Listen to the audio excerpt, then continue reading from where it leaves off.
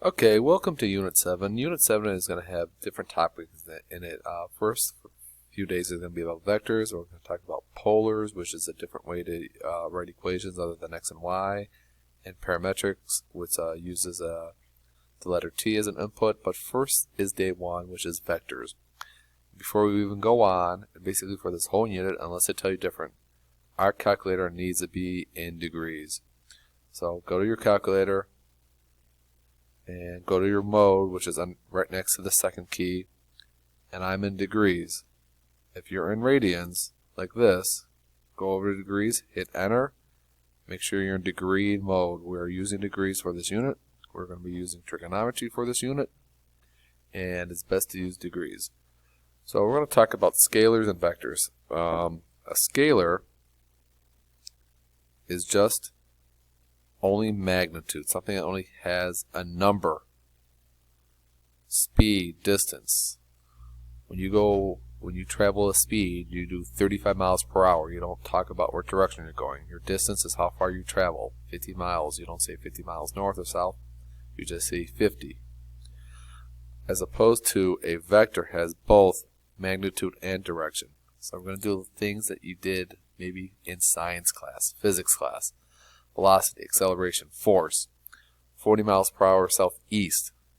That's a speed and direction, or magnitude and direction. And a force, 10 newtons at 40 degrees. That is a magnitude 10 newtons at a specific direction of 40 degrees. Let's talk about how we're going to write things in notation. So as you can see, I made it zoomed up really close. You could see that there's something on top of this vector that kind of looks like this. So make it really big. I call this an arrow hat. It shows me that something is a vector. A vector is a directed line segment. It has both a length, magnitude, and a direction, or what we call orientation, which way it's going, as opposed to a line segment. Something you learned in geometry class.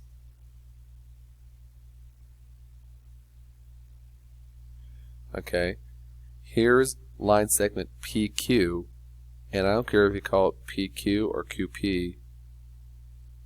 These are the same thing no matter how you do it. Because vectors are directed line segments, vector PQ is not equal to vector QP, just as line segments were. They do matter. Order does matter on how you do things. They have initial points, they have terminal points. So you could see that vector PQ has initial P, terminal Q, and vector QP has initial Q, terminal P. Therefore, vector PQ is not equal to vector QP. In fact, we have this relationship: vector PQ is equal to the opposite of vector QP, because they are opposites. We'll talk more about that later. Okay, we're going to write vectors in component form. So vector V has an x component and a y component. In fact, as you can see, there are V sub x, V sub y. One's a horizontal, one's a vertical, and notice those are not parentheses. As an example, I will write vector V as something like this. And these are what I call pointy brackets. That's how I know that this is a vector and not an ordered pair. That makes all the difference in the world. So the whole idea is that vector V has an x and y component.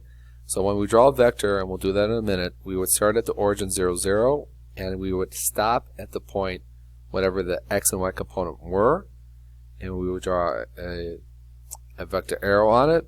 As an example, vector 5, 3, the x would be 5, the y would be 3. I would do something like this, start here at 0, 0, and go 1, 2, 3, 4, 5, and go 1, 2, 3. And that would be my vector V. Not this one here, but that's an example of what a vector would look like. So I'm going to give you a couple points on a grid, and you're going to convert them into a vector. And because it is a vector, the order that we do things does matter. Order does matter. So when we do the subtraction to find the x component, it's the second point minus the first point, or the terminal side minus the initial side, or the change in x, x2 minus x1, and for y it's going to be y2 minus y1. Order does matter. So I'm going to convert rs into a vector rs, and the x will be the second point 5 minus a negative 1, which is 6, and the y will be 2 minus a negative 3, which would be 5. So you can see right here, is vector rs, going from the points I gave you. I've converted into vector v, which is pointing bracket 6 comma 5. And you could see over here, vector v is equal to vector rs because they have the same magnitude, or what we call length, and they're definitely pointing in the same direction. Now if you wanted to find SR instead of RS, it would just be opposite, exactly opposite, and that would be negative 6 comma negative 5.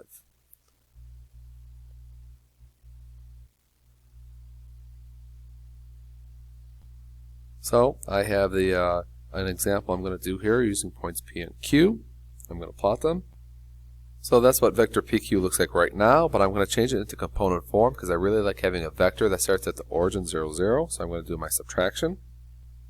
So I did my subtraction in the right order. I got the vector is 8 comma negative 6. I plotted it right here, and I'm going to draw my vector PQ. And there's my vector PQ, and you can tell it definitely looks like it's the same direction and about the same length. So what would QP look like? Well, QP would be completely opposite. So QP would equal negative 8, positive 6, and I'm going to plot that. Negative 8, positive 6 would be right here. And QP, you could see, looks about the same length as PQ, but it's definitely going the opposite direction of PQ. So the two things we're going to talk about are magnitude and direction. First, we'll talk about magnitude, its length or its distance. Here's my vector v sub x, v sub y, which is over here on the right. Apologies that the bottom did not get in the x-axis, but it's important, but you can live through this. We're going to use the Pythagorean theorem. You know the Pythagorean theorem is a squared plus b squared equals c squared, or one leg squared plus the other leg squared is equal to hypotenuse squared. So according to the Pythagorean theorem, it is the x component squared plus the y component squared is equal to the vector squared. And the notation we use for magnitude is the absolute value bars. So it's absolute value bars of the vector. So it's really, for this one, is going to be the absolute value bars squared. So that's a squared plus b squared equals c squared. Or better yet, I would rather just write it using this notation. My magnitude is equal to the square root of the x component squared plus the y component squared, and we'll do an example in a minute. The second thing I need to know is my direction, or my angle. Okay, we'll use theta. And going back to inverse trig, or just trig in general, we know that tangent of a triangle, right triangle, is opposite over adjacent, or for this triangle is the y component over the x component. So for me to use inverse trig, theta is going to be inverse tangent of the y over the x, but we got to make sure of a couple things. One, that angle theta is measured from the positive x-axis, like we did in trigonometry in unit 3 and unit 4 when we did all that trig. But this is the key. We must match the quadrant. I'm going to put a star by it. When we ever do inverse tangent of a number and we get an angle, but it's only will give us angles in Q1 and Q4. Okay, if you remember going back to inverse trigonometry, not all angles are in Q1 or Q4. So if the angle on the calculator does not match the quadrant that we want, we have to add 180. We'll go through an example, but it's really, really important to get this idea. So we're going to find the magnitude of vector v and its angle of vector v. I'm going to use the formula side of the blue box and the formula side of the purple box to figure out them both. First of all, the one thing I do know is that vector v, 6, 5, is in Q1. I have to know what quadrant it's in when I do the angle. Okay, I went ahead and did the magnitude by doing the square root of the x squared plus the y squared. I get the square root of 61, or about 7.8. We're probably going to run off to one decimal place for this unit, and I'm going to do, for the angle of direction inverse tangent of the y over the x, I put this in the calculator. I got 39.8 degrees, and I'm like, well, that's in Q1. I'm good. So that's all you have to do when the angle matches. So that's what we get for the magnitude and angle. Okay, we did RS. How about SR, which is -6, -5? It's the opposite of RS, but now it's in quadrant 3. Well, the magnitude is going to be the same. It's still going to be the square root of 61, but the angle, when I do the y over the x inverse tangent, I still get 39.8 degrees, but that doesn't match because that is in Q1. So when it doesn't match, I have to add 180 degrees, and now I get my theta is 219.8 degrees, which is in Q3, which is what I wanted. Okay, when the angle on the calculator does not match the quadrant that you want, add 180 degrees. So on this page we have a couple of examples that we're going to do by finding the component form of the vector and finding its magnitude and direction. There's my vector PQ. I did my endpoints and I drew it in the right direction. Now I'm going to convert it into the component form by doing my subtraction. I did my subtraction. I got the vector 6, -8, which is right here. And I'm going to draw the vector from starting at the origin. So there is vector r, and I think you can see that PQ and vector r, where they're going the same direction, and they look about the same length. So let's figure out its magnitude and direction. So when I do magnitude, it's just the square root of the x component plus the y component, x squared plus y squared. I don't have to use negative numbers here because anything squared is positive. So I'm just going to do 6 squared plus 8 squared, which is square root of 100.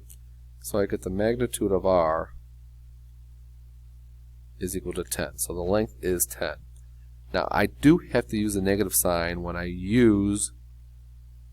have to find inverse tangent. It's going to be the y of -8 over 6. I put that in the calculator, and I get -53.1 degrees. And let me go back and look at this. This is in Q4, and -53 degrees is in Q4, so that angle is good. But I don't have to always use that angle because I'm pretty sure I can, if I do this to it, add 3x, I could always add or subtract 360 degrees, and it gives me the same location. And it doesn't matter here. If I do it here, I'm going to get 306.9 degrees, which is also Q4. So -53.1 degrees or 306.9 degrees are going to be the same result. I don't care which one you put, but you have to make sure that angle matches the quadrant, in this case Q4. I have another example in which I'm going to plot the points and draw the vector. There's my vector TU. Now I'm going to do the subtraction to find what it would be in component form. So I did my subtraction, doing the second point minus the first, and I got -7.4, so I'm going to go to -7.4. And that's where my endpoint for vector v is going to be when I start at the origin. So there is my there's my vector v. Looks pretty much the same length and direction as the one I did for the TU. I have to find the magnitude and direction. Again, when I do magnitude, I do not need to use negative numbers. 7 squared plus 4 squared, square root of. Get the square root of 65, or about 8.1 is that length. But I do have to use those negative numbers when I want to find that angle and use that inverse tangent, 4 over -7. And according to my calculator, I get about -29.7 degrees. Well, I'm pretty sure that negative 7, 4 is in quadrant 2, and this is in quadrant 4. That does not match, so I better add 180 to this. And now I get my theta is equal to 150.3 degrees. That is in Q2, and now I'm happy because I have to make it match. A couple operations that we're going to do today with vectors. One is called scalar multiplication, and a scalar is a constant or just a number. If you have a constant in front of a vector, all you have to do is distribute and multiply. So 2 times the vector 6, 5 becomes a vector 12, 10. What do you think happens with magnitude and direction? Well, the magnitude is doubled times 2, but it is the same direction because that did not change. Conversely, if I did this here, I'm going to get negative 1/2 times it. I'm going to get negative 3, negative 2.5. What do you think about the magnitude and direction now? Well, the magnitude is 1/2, so then multiplied by 1/2, and it's the opposite direction because of that negative sign. So basically I would have to add 180 degrees to that angle if I wanted to. And the main reason why we break vectors down into components is so we can add vectors together. And when we add vectors, we add the x components together and the y components together separately. And basically you get a picture that looks like this. Here's vector u in blue. Here's vector v in red. So to me, vector v could be here in red. That's v. And vector u could be here in blue. That's a u. And what we get as a final result is this nice little diagonal picture here. And basically we're going from tip to tail when we do all this. And that's how we add vectors together. We go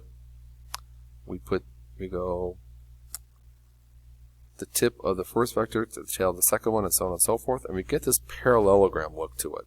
You see, it's either a triangle when you do the bottom side, or if you do both sides together, you get this whole parallelogram look to it, like you do here on the bottom, but mostly here. Like here's a triangle, here's an upper triangle, so together they make a parallelogram. So altogether, when we do this, it's just x's together and the y's together. As an example, vector v is 4, 3. Vector w is negative 2, 1. And we're going to add them together. And our results, I'm going to call my vector r as my results, is 4 plus negative 2, which is 2. 3 plus 1 is 4. And that is my result. And you see right here, 2, 4 is my result because I had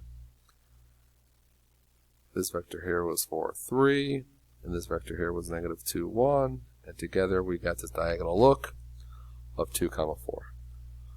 So when I have to subtract vectors, I don't really like to subtract vectors. What I rather do is add opposites.